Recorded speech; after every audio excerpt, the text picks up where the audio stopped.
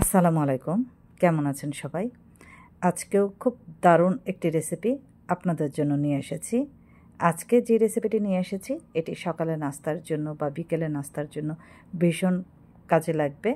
তো আজকের রেসিপি হচ্ছে অ্যারাবিয়ান তাহিনি সস। তো তাহিনি সস কীভাবে বানাতে হয়, এখানে ফুড প্রসেসরে করতে হবে, এটি ফুড প্রসেসর ছাড়া হবে না। তো নিয়ে নিচ্ছি এখানে তাহিনি, হাফ কাপ তাহিনি দিয়ে দিলাম। আর তাহিনি কিন্তু তিতা, এটা মাপ যেভাবে মাপ দিচ্ছি ওভাবেই দিবেন, খুব বেশি হলে কিন্তু তেতো হয়ে যাবে। আর টক দই দিয়ে দিচ্ছি এখানে 1 কাপ।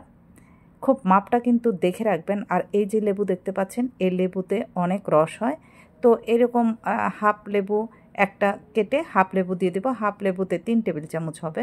তবে বাংলাদেশের যে লেবুগুলো আছে সেগুলোতে রসটা কম হয়, সেক্ষেত্রে আপনারা 3 টেবিল চামচ মাপ দিয়ে দিবেন। আর এটা আমার মাপ করা আছে এখানে 2 কোয়া রসুন, 2 থেকে 3 কোয়া রসুন দিবেন। 2 কোয়া রসুন বড় সাইজ যেহেতু 2 কোয়া রসুন। আর লবণটা দিয়ে দিলাম হাফ চা চামচ। দিয়ে এখন দিয়ে দিচ্ছি জিরা গুঁড়া।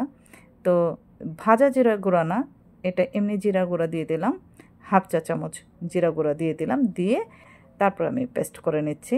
এটি শুধু ফুড প্রসেসরই হবে, তাছাড়া ব্লেন্ডার মেশিনে হবে না।